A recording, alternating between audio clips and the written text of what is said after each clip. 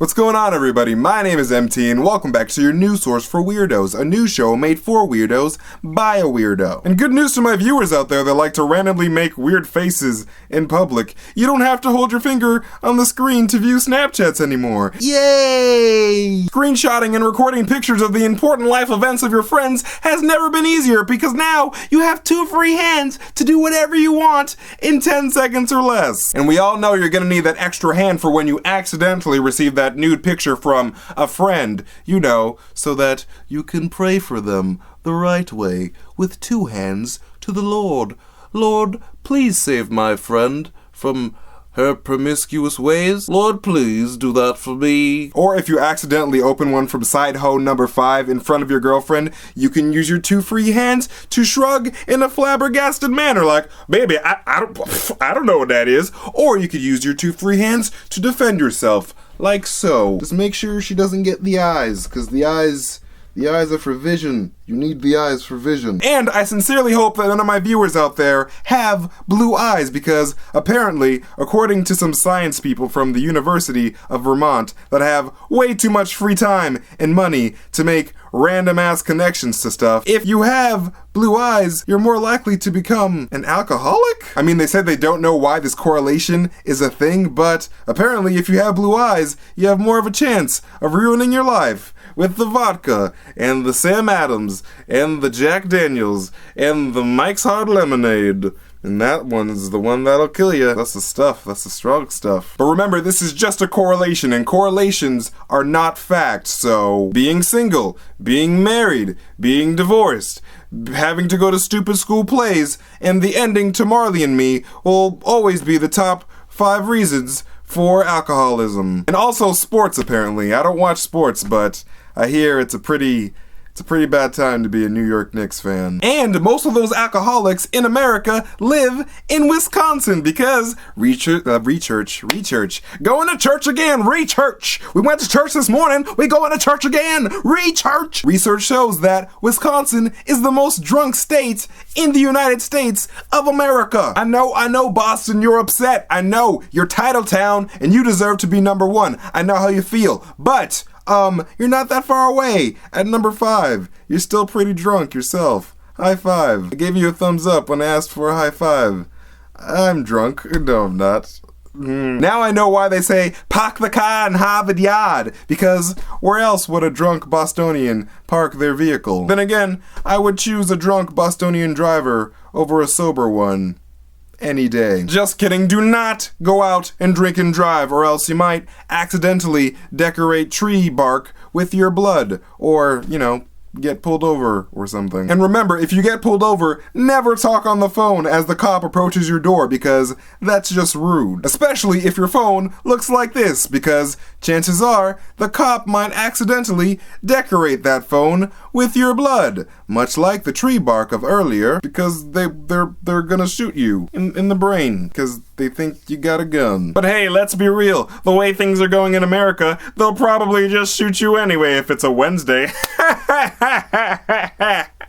America is sad. Don't come here. And oh my God, guys, the children are out of control. I say this because apparently 11-year-olds are dating now? When I was 11, the only thing I dated was the top right corner of my essays explaining how Abraham Lincoln invented electricity by flying a kite with a light bulb. And I say essays because my teacher had me rewrite that one several times. She said, Wikipedia isn't a reliable source. I said, woman, what you know? Okay, Wikipedia is more reliable than you. I before E except after C. When does that happen? That happens never. And then yesterday, yo ass said that Pluto was a planet, and now today it's not? Now what, Sharon? Now what? Oh, now you crying, Sharon? Now you crying, Sharon? Oh, where you going, Sharon? Where you go? Oh, you leave it? Oh, okay, bye, Sharon. Run away from your responsibilities again. That's why Gary left you. Anyways, check out these series of texts between an 11-year-old girl and her now ex-boyfriend Joey. We need to talk. Okay. So I heard you went to the park with Natalie. Why would you cheat on me, Joey? I gave you 2 chances and I actually believed you when you said you loved me, but I guess not. I'm sorry, I was just hanging with her. Whatever, don't talk to me in middle school. I didn't even love you. Sounds good to me. Oh well, you were the one that bought my Starbucks drink, so you obviously love me a little bit. Screw you, Joey. Ding, ding, ding. Oh, what was that? Oh, yeah, the elevator, because you're not on my level. I won this fight. We're over for real this time. Lesson of the day. If a girl buys you Starbucks drink, she loves you greater than or equal to a little bit. But you may not be on her ding, ding, ding level. Second lesson of the day. By the year 2021, there will be more stegosauruses on the planet than people who know how to use punctuation properly. Yo, bro, my grandmama just had a heart attack and now she's in a coma. You mean coma? Coma? She's in a coma? Yo, man, ain't no time for jokes, man. Your boy's going through an apostrophe right now. An apostrophe.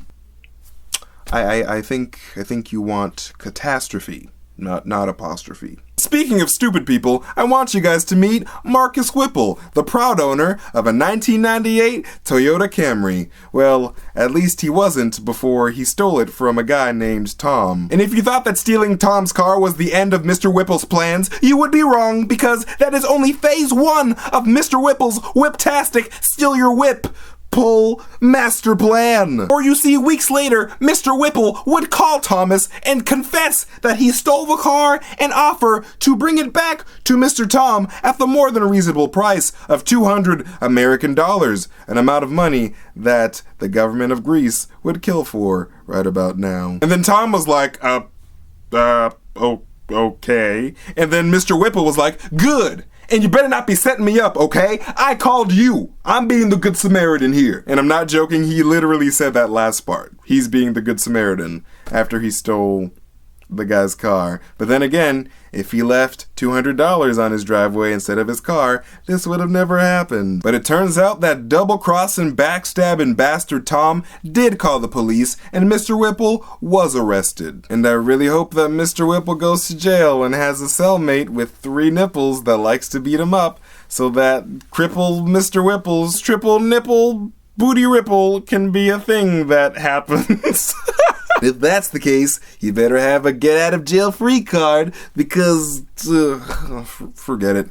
Lionsgate is making a Monopoly movie. That was supposed to be a clever transition, but, you know, whatever. If there is any movie adaptation that needs to be broken up into 3 movies, it's Monopoly, because God knows that game never ends. Also, this kid pulled a 4-inch centipede out of his ear that came literally out of nowhere. Yeah, that's it. I mean, there's no transition or anything. I just wanted you to know that nowhere is safe and that you should fear everything and that going outside is one of life's biggest mistakes. Thank you guys so much for watching this video, and if you haven't subscribed yet, do it! Or you can just leave a thumbs up on this video. That also makes me happy on the inside. My name is MT, and stay weird, everyone.